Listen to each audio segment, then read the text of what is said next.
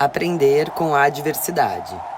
Pergunta: o fracasso em algum momento é um benefício? Resposta: sim. Mas pouca gente sabe que cada adversidade traz consigo a semente de uma vantagem equivalente. Menos gente ainda sabe a diferença entre derrota temporária e fracasso. Pergunta: mas entendi que o fracasso é um de seus grandes aliados, pois faz com que as pessoas percam a ambição e parem de tentar. Resposta: esse é o ponto. Eu assumo o poder no momento em que as pessoas desistem de tentar. Se soubessem a diferença entre derrota temporária e fracasso, se soubessem que derrota e fracasso trazem consigo sementes de oportunidade, se manteriam lutando. O sucesso normalmente está a um passo muito curto do ponto em que se desiste de lutar. Pergunta: isso é tudo que se pode aprender sobre derrota e fracasso? Resposta: não, é o mínimo. Detesto dizer, mas o fracasso normalmente serve como uma bênção disfarçada, pois quebra o padrão do ritmo hipnótico e faz com que a mente se liberte para um novo começo em outra direção. O fracasso prova que algo está errado com os objetivos e planos. Faz com que a pessoa crie um novo ritmo para a sua vida. Mais do que isso, dá ao indivíduo uma oportunidade de testar sua força de vontade. O fracasso normalmente leva a pessoa a entender a força da autodisciplina, sem a qual ninguém poderia voltar atrás após cair vítima do ritmo hipnótico. Estude a vida de todos que atingiram resultados fantásticos, em qualquer ramo de atividade, e observe que o sucesso geralmente é proporcional às expectativas de derrota e fracasso vivenciadas antes de serem bem-sucedidos. Pergunta: se há possíveis benefícios a serem encontrados na adversidade, nomeie-os. Resposta: a adversidade livra as pessoas da vaidade e do egocentrismo. Desencoraja o egoísmo, provando que ninguém pode ser bem-sucedido sem a cooperação de outros. Obriga o indivíduo a testar sua força mental, física e espiritual. Portanto, deixa-o face a face com suas fraquezas e dá a oportunidade de transpô-las.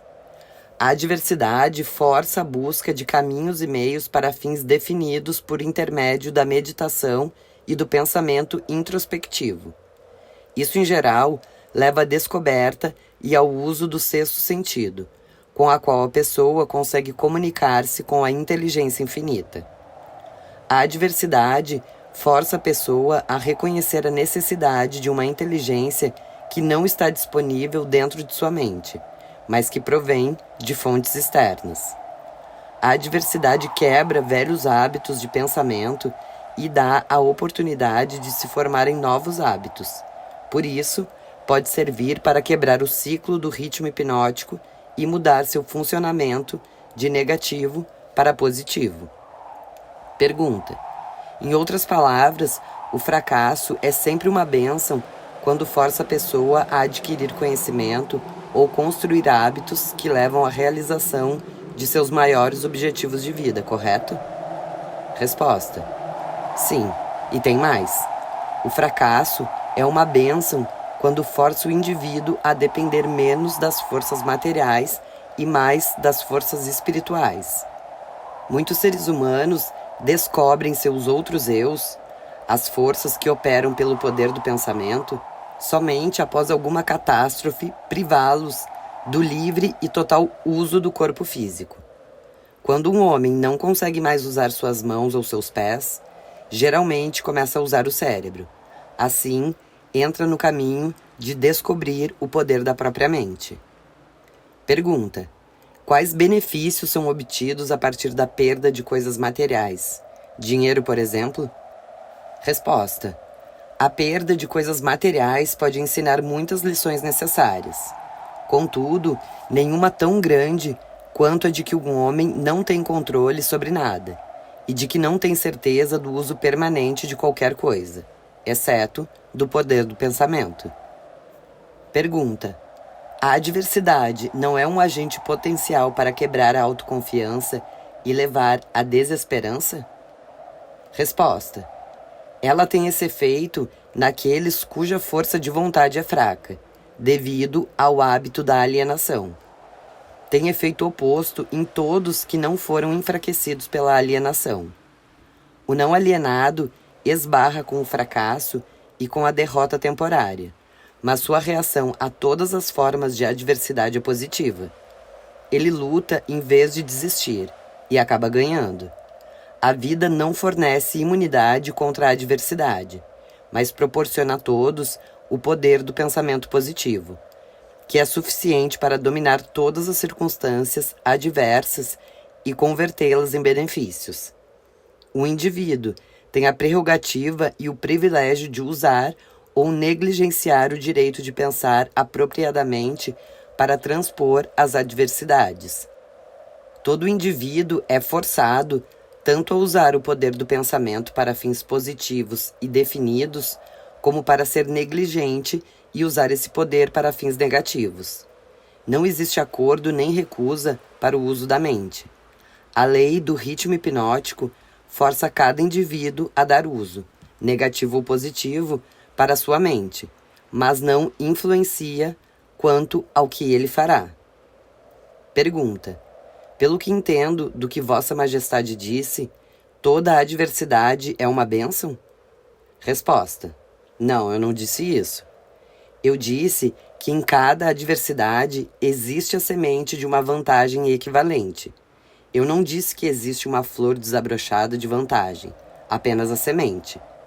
Geralmente a semente consiste em alguma forma de conhecimento, ideia, plano ou oportunidade não disponível, exceto pela mudança dos hábitos de pensamento forçada pela adversidade. Ambiente, tempo, harmonia e precaução. Pergunta: qual dos 7 princípios vem a seguir? Resposta: a influência do ambiente ou meio, que consiste em todas as forças mentais, espirituais e físicas que afetam e influenciam os seres humanos.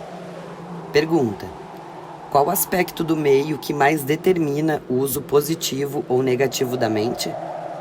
Resposta: as associações com outras pessoas. Todos absorvem consciente ou inconscientemente os hábitos de pensamento dos associados mais íntimos. Pergunta: quer dizer que o contato constante com alguém com pensamento negativo influencia na formação de hábitos de pensamentos negativos? Resposta: sim.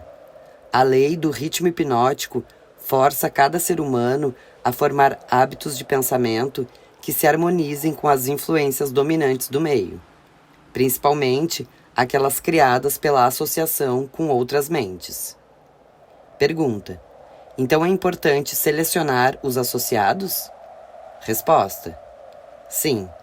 Os associados próximos devem ser pessoas cujos pensamentos dominantes sejam positivos, amigáveis e harmoniosos. Pergunta: quais associados têm maior influência? Resposta: o cônjuge e os parceiros profissionais. Depois, os amigos íntimos e os conhecidos. Pergunta: por que o cônjuge exerce tamanha influência? Resposta: porque o casamento traz às pessoas a influência das mesmas forças espirituais, de tal modo que estas se tornam as forças dominantes em suas mentes. Pergunta: que pessoas conseguem ter controle sobre as influências do meio? Resposta: as não alienadas. As vítimas da alienação perdem o poder de escolher o próprio ambiente. Tornam-se vítimas de todas as influências negativas do meio. Pergunta: existe alguma maneira de um alienado poder usufruir das influências de um ambiente positivo? Resposta: sim. Pode parar de se alienar, assumir o controle da própria mente e escolher um ambiente que inspire pensamentos positivos. Isso ocorre com a definição de propósito. Pergunta: qual o procedimento mais efetivo para se estabelecer um ambiente útil ao desenvolvimento e manutenção do hábito do pensamento positivo? Resposta: O mais efetivo é criar uma aliança amigável em que as pessoas auxiliem umas às outras a alcançar um objetivo definido. Esse tipo de aliança é conhecido como mastermind. O mastermind consiste na associação de indivíduos cuidadosamente escolhidos, dotados de algum conhecimento, experiência, educação, plano ou ideia para fazer com que o objetivo de cada um seja atingido. Os líderes mais bem-sucedidos buscam o auxílio dessa influência do meio. Pergunta: a responsabilidade com os parentes torna impossível evitar influências negativas do meio? Resposta: nenhum ser humano tem qualquer grau de responsabilidade em relação a outros quando isso pode roubar seu privilégio de construir hábitos de pensamento positivo. Por outro lado, todo ser humano tem o dever de remover do seu ambiente toda e qualquer influência que possa remotamente desenvolver hábitos de pensamento negativo. Pergunta: o que estabelece os hábitos de pensamento? Resposta: os hábitos de pensamento são estabelecidos por desejos inerentes ou adquiridos. Pensamentos dominantes, que agem pela lei do ritmo hipnótico, são aqueles mesclados aos desejos mais profundos e intensos. Hábitos de pensamento são estabelecidos pela repetição dos pensamentos. Pergunta: quais desejos mais inspiram o pensamento? Resposta: os desejos mais comuns são desejos por sexo e amor, por alimento, por autoexpressão espiritual, mental e física, pela perpetuação da vida após a morte, de poder sobre os outros, de riquezas materiais, de conhecimento, de imitar os outros, de se sobressair sobre os outros e os 7 medos básicos. Pergunta: e os desejos negativos, tais como ganância, inveja, avareza, ciúme e rancor? Resposta: todos os desejos negativos não são nada exceto frustração de desejos positivos. São inspirados por alguma forma de derrota, fracasso ou negligência em se adaptar às leis da natureza de forma positiva. Pergunta: vamos ao seguinte dos 7 princípios. Resposta: o princípio seguinte é o tempo, a 4ª dimensão. O tempo divide os hábitos de pensamento em negativos e positivos. Os pensamentos de um indivíduo estão constantemente se modificando e recombinando para se adequar a seus desejos. Mas os hábitos não mudam de positivo para negativo, ou vice-versa, exceto mediante esforço voluntário. Se os pensamentos dominantes de uma pessoa são negativos, o tempo a penaliza construindo em sua mente o hábito do pensamento negativo. Os pensamentos positivos são da mesma forma construídos pelo tempo e acabam tornando-se hábitos permanentemente positivos. O termo permanência, é claro, refere-se à vida natural do indivíduo. Literalmente falando, nada é permanente. O tempo converte hábitos de pensamento naquilo que pode ser chamado de permanente durante a vida do indivíduo. Pergunta: quais as outras características do tempo em conexão com o destino dos seres humanos? Resposta: o tempo é o elemento com o qual as experiências podem ser amadurecidas em sabedoria. As pessoas não nascem com sabedoria, mas nascem com a capacidade de pensar e podem, com o tempo, chegar à sabedoria pelos seus pensamentos. Pergunta: o que é sabedoria? Resposta: sabedoria é a habilidade de se relacionar com as leis da natureza, de tal forma que possam servi-lo, e a habilidade de se relacionar com os outros de tal forma que você possa obter deles a cooperação harmoniosa e consistente para ajudá-lo a conseguir qualquer coisa que queira da vida. Pergunta: conhecimento acumulado não é sabedoria? Resposta: não. Se fosse, as realizações da ciência não seriam convertidas em instrumentos de destruição. Pergunta: o que é necessário para converter conhecimento em sabedoria?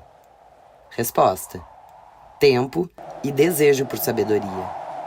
A sabedoria nunca pode ser imposta. É adquirida pelo esforço voluntário. Pergunta: o tempo modifica os valores do conhecimento? Resposta: sim. Aquilo que é conhecimento apurado hoje pode se tornar nulo e inválido amanhã, devido ao rearranjo do tempo, dos fatos e dos valores. Pergunta: descreva os 2 últimos dos 7 princípios. Resposta: o princípio seguinte é a harmonia. A natureza força tudo que estiver dentro de determinado ambiente a se relacionar de forma harmoniosa. Pergunta: a natureza força os seres humanos a se harmonizar com as influências do seu meio? Resposta: sim. A lei do ritmo hipnótico impõe a cada ser humano as influências dominantes do ambiente em que ele vive. Pergunta: se a natureza força os humanos a sofrer a influência do ambiente em que vivem, como podem escapar de um ambiente de fracasso e pobreza? Resposta: eles devem se mudar imediatamente desse ambiente ou permanecerão orientados e envoltos pela pobreza. A natureza não permite que ninguém escape das influências de seu ambiente, mas concede a cada ser humano o privilégio de estabelecer o próprio ambiente mental, espiritual e físico. Entretanto, uma vez que tem escolhido seu ambiente, o indivíduo acabará se tornando parte dele. Esse é o fundamento inexorável da lei da harmonia. Pergunta: em uma associação de pessoas, quem estabelece a influência dominante do ambiente? Resposta: o indivíduo ou indivíduos que pensam e agem com definição de propósito. Pergunta: o mundo é dividido por guerras, crises econômicas e outras formas de rixas que podem representar qualquer coisa, exceto harmonia. A natureza não parece estar forçando as pessoas a se harmonizar. Como Vossa Majestade explica essa inconsistência? Resposta: não há inconsistência. As influências dominantes no mundo são, como você diz, negativas. Muito bem, a natureza está forçando os seres humanos a se harmonizar com as influências dominantes do ambiente mundial. Manifestações de harmonia podem ser tanto positivas quanto negativas. Harmonia aqui quer dizer que a natureza interrelaciona todas as coisas que são semelhantes. Influências negativas são forçadas a se associar umas às outras, assim como influências positivas se associam umas às outras. Pergunta: por isso, líderes de negócios bem-sucedidos são tão cuidadosos na escolha de associados que pensem e ajam em termos de sucesso? Resposta: essa é a ideia. A única coisa que homens bem-sucedidos exigem é a harmonia entre seus associados. Outra característica de pessoas bem-sucedidas é se movimentar com definição de propósito e insistir para que seus associados façam o mesmo.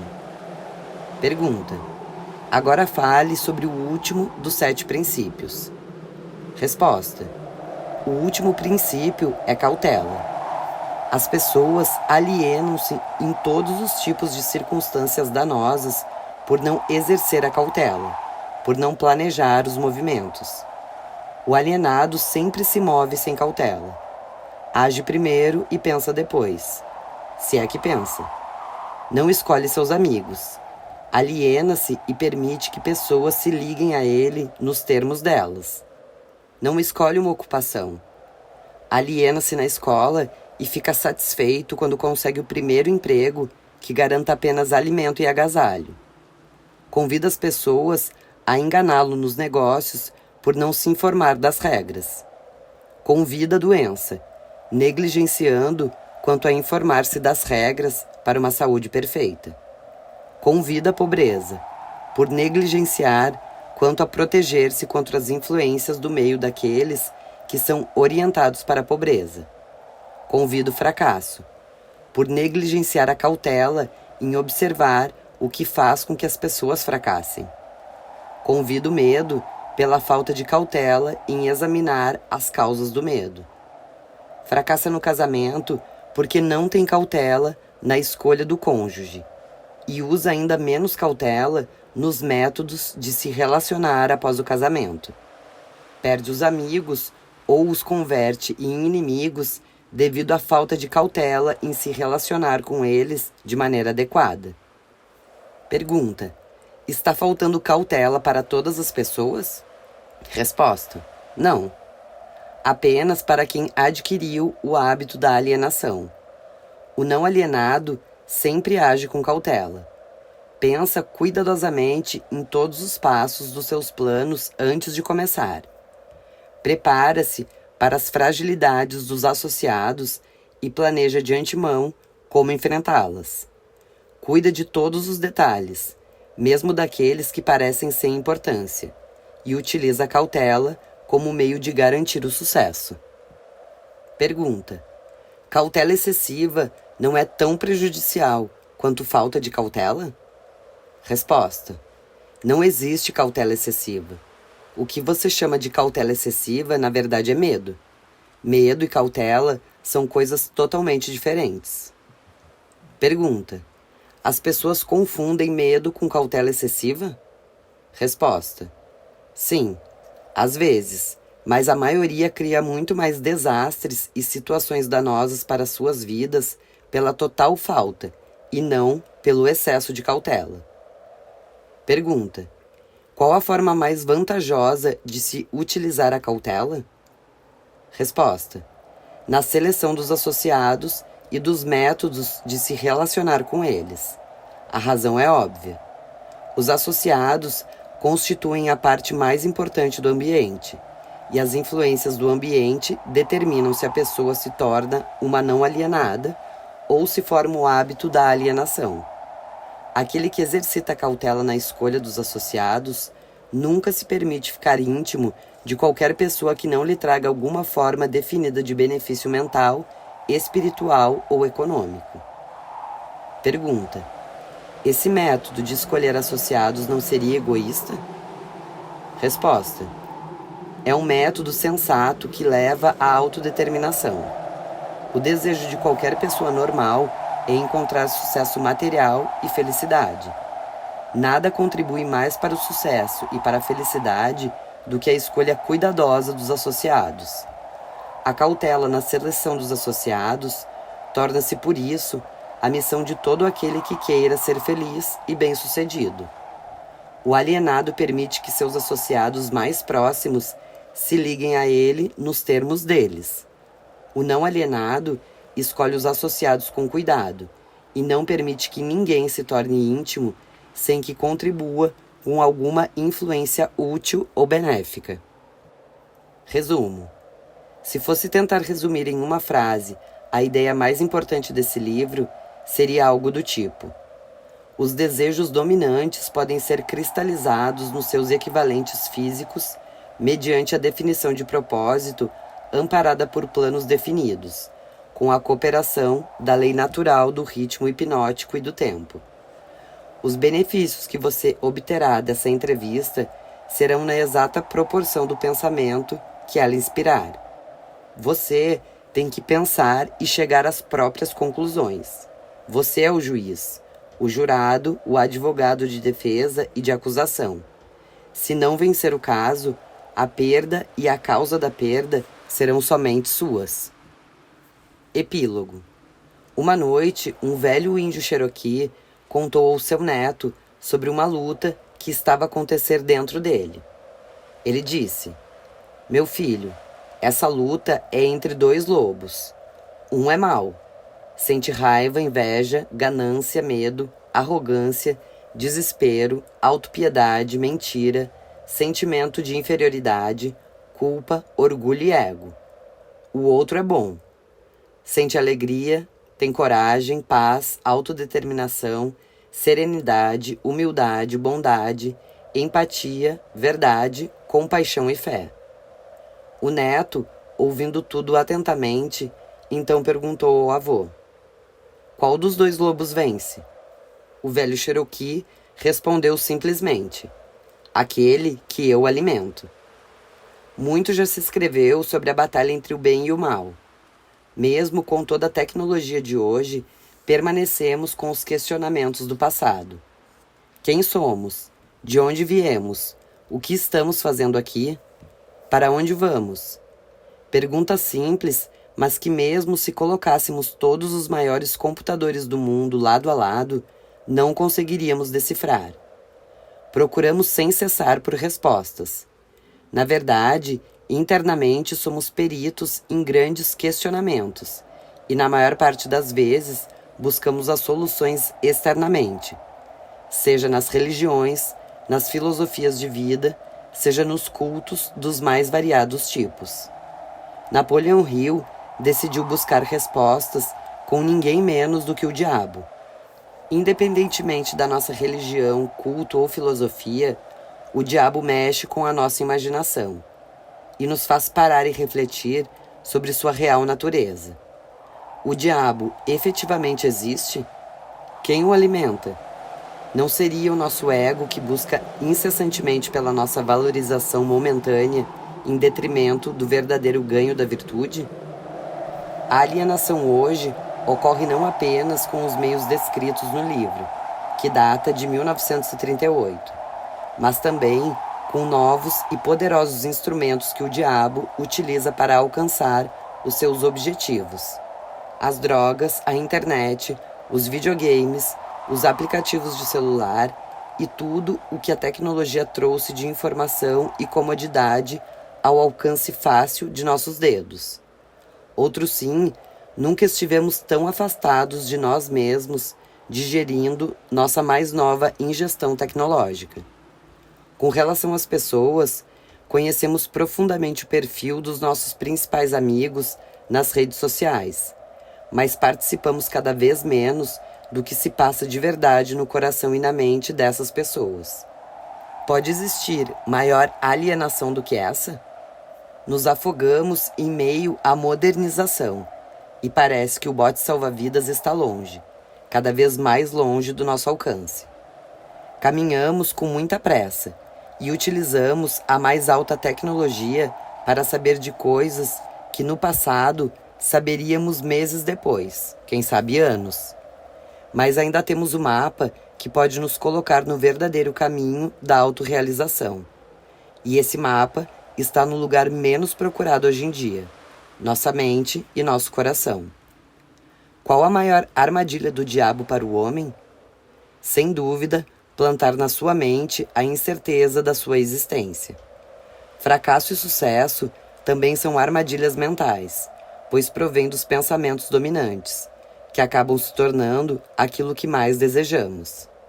Analisando a lei do ritmo hipnótico, que também pode ser considerada a lei da inércia da vida, temos que os nossos pensamentos dominantes acabam por se tornar equivalentes físicos no nosso cotidiano. Ou seja, se cultivamos a mente encoberta pelo medo, pela culpa e pela dúvida, acabamos tendo atitudes relacionadas a esses sentimentos, e não precisamos ser experts para saber que tipo de resultados alcançaremos. Ao passo que, se cultivarmos a mente preenchida com pensamentos de fé, coragem, gratidão e alegria, com certeza chegaremos aos resultados a que aspiramos. O desafio é como conseguir isso. Parece fácil manter a mente positiva, mas o dia a dia nos mostra o quanto de nossa atenção permanece focado em coisas que na verdade não correspondem à estratégia principal do nosso sonho.